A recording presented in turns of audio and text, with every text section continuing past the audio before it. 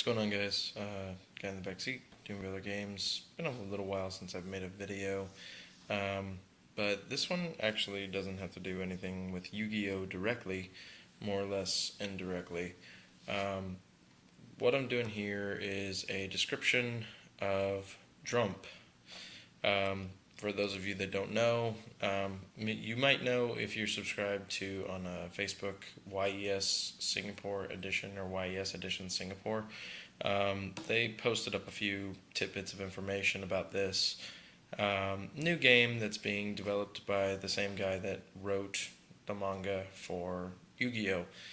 It's his first new project that he's done since the release of Yu-Gi-Oh! At least that's my knowledge of it. I might be wrong. I apologize.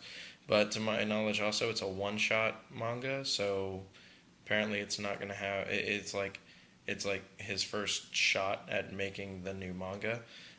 But the game is called Drump, and Drump is a totally different take on a card game compared to Yu-Gi-Oh. It's actually more traditional than Yu-Gi-Oh, seeing as it uses traditional like decks of cards. If you didn't notice, these are kings, these are queens, these are jacks, and these are tens, and these over here are aces, and this is the deck, which is just a standard deck of cards. But I actually made this myself just to test out the game to see how well it could work, and honestly, I was blown away by the level of strategy that was necessary to actually play the game competitively with my friends. Since it's a traditional deck of cards style game, the collector aspect is totally at the door, which honestly a company like Konami, which is what develops Yu-Gi-Oh, probably will not jump on board to make unless they're just going to make the decks to sell in bulk as standard decks, because you only need one deck to play with two players. So on to gameplay aspects. When I was reading the rules, I kept getting confused because it continued to say suits. Your job was to assemble, the pieces of the Drump beasts, because you have the four, the hierarchy here. In the gameplay, kings are highest, queens are second highest, jacks are third highest, and tens are lowest in terms of the monster parts. And you have a head, a claw, or body, whichever one you choose to call it, a tail, and a wing for each of these four beasts. Kings being the dragon, Pegasus being the queen, Hydra being the jack, and 10 being the chimera. Now, in scoring, everything's higher than jack, which is kind of odd, but I'll get to that in a second. I'm trying to really keep this video short because it's a really simple game. It's not too hard to explain. Actually, when I was making it, I made these little tip cards for me and my friends to play with so that we knew the rules on shorthand. And to read it lightly, it just says the basic rules, which are: the object of the game is to assemble each of the four monster parts. And the force cards are basically all of these. Any cards listed ace through 9 are treated as force cards. And let's see what else I wrote here. Ace through 9s are force cards, and they are worth their number and value. You can only play one face-up force card in the force zone once a turn, and you may play one face-down force card in the same force zone during each turn. Basically, the only rule that's really not listed on that statement is that you have 4 slots in an attempt to summon your monster part. We'll get onto that too. The next rule that I wrote down was how to summon a monster part, which was use 2 or more face-up force cards you control in the same force zone by sending them to the discard pile with a total equal to the monster part that you wish to be playing from the hand. So, for instance, if you have a 4 and an 8, that first turn you'd put down the 4, and then on the second, if you wanted, you could put down the 8 like that, but that's kind of a riskier move. But if you play this on your next turn, you have a total of 12, which will give you the ability to play one of the queen parts, because the queen is treated as 12, since this is 10, 11, 12, 13. And the object, sorry, I didn't mean to say it that way, of the game is to get an entire body on the board. It doesn't matter how you mix and match. You can have a head here, a tail here, a claw here, and a wing here. Doesn't matter as long as the parts are all four different parts, which the suits really don't go in sequence either, so it's really hard to do, to like reference it that way. Anyway, attacking, see, this is what I meant by the riskier move. You can put down your 4, and you can put down a face down card. Now the opponent doesn't know what the face down card is, but since you're obligated to only put one face up card in a slot a turn, you can't just play it like this and then pick it up, send it to discard, and play the bigger part. You have to build up the column. So if you put down the 4, put down the 8, the opponent might think it's a 2, might think it's a 3. They aren't sure exactly what you're doing, but I personally as a player would not play like this. But the point here is that if I build this column to B12, it could be a bluff. The opponent doesn't know what I'm doing, and attacking is how it works. The opponent has a chance each turn to attack with one of your columns in an effort to kill it. The object of killing a column is to put the number of the column over 14. So how it works is if my opponent attacks this column with a 3, which is a very foolish move in my opinion, but players play differently. They attack with the 3. What happens is they announce that they want to put that 3 on top of that column. You have to then reveal your face down card, and then you attempt to do the math. Here you look at the total, and the total is going to be 4 plus 3 is going to be 7, plus 8 is 15, which is way too much because it's over 14. At that point, you as the defending player have an opportunity to block. Now the only cards that can be used to attack are force cards, which are the cards A's through 9, but these cards can also be used to block. The way that you block is you play a card bigger than the attacking card from your hand, and you put it down and say that it's bigger, so you're going to block their attack. If at that point they can attempt to block your block, basically push their number higher.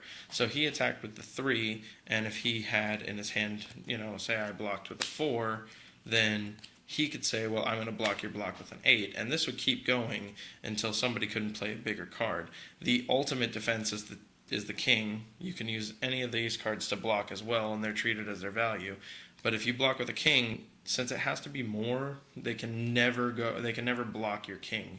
So, but you can never attack with the king too, and you need to understand that. Like, you can only attack with these cards, not these. Point is the player that if you use a successful attack meaning that you kill a column, then you get to draw a card. So attacking has a strategic purpose as well, because it allows you to continue to draw throughout your turn. Like, drawing one card is standard each turn, but drawing 2 cards is beneficial. So if you can kill a column and draw an extra card, that's always nice.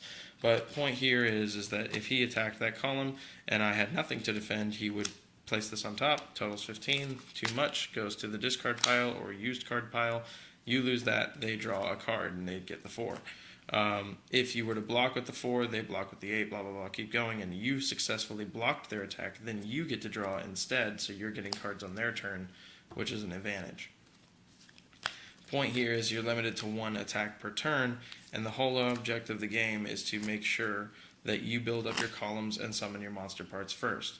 You're limited to only 1 monster part a turn, but the reason why jacks, because see, in scoring, at the end of the game, there's a little rule in this game that is very, very cool, which is that if the turn player that went first, like in the game, gets the Drump, it's called getting Drump whenever you get all 4 parts. If the turn player gets it first, then the opponent gets 1 free turn. The way that my friend put it to everybody that we've shown the game so far is if you get 5 turns and I only get 4 turns, how's that fair? So if you as the first turn player manage to summon out your dragon first on turn 5 and they've only had 4 turns to complete, there's no way that they could have summoned the entire dragon without doing a specific maneuver. But point is they're stuck, so they get 1 turn to attempt to make the beast as well.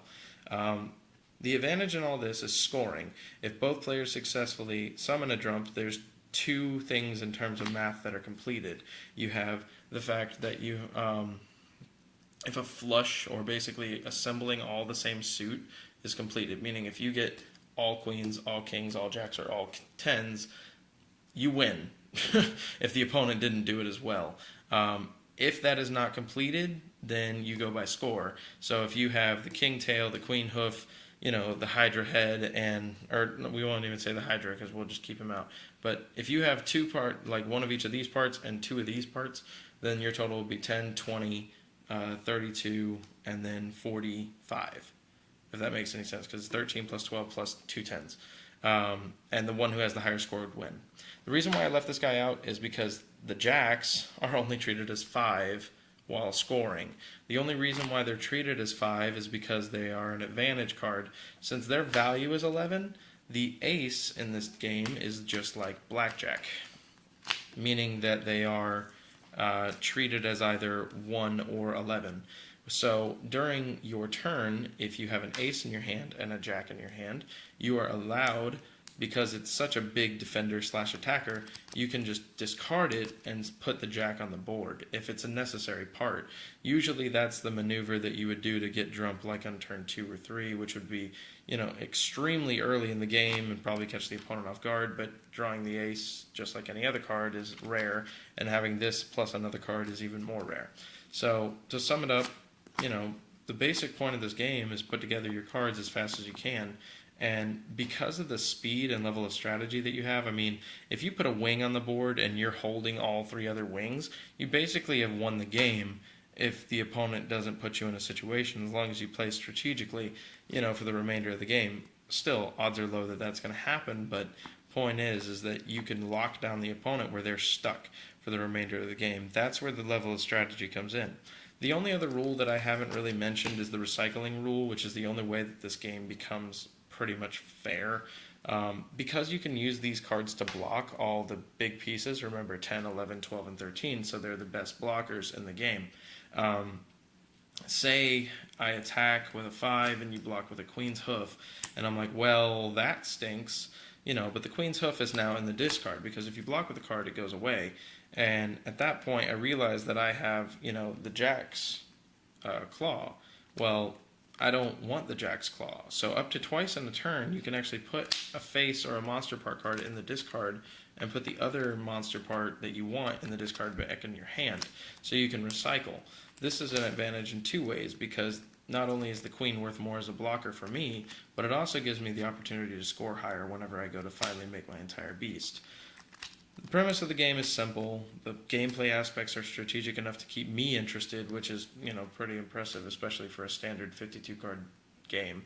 I think the last one I actually played on a regular basis was Canasta with my grandma, but that was a long time ago.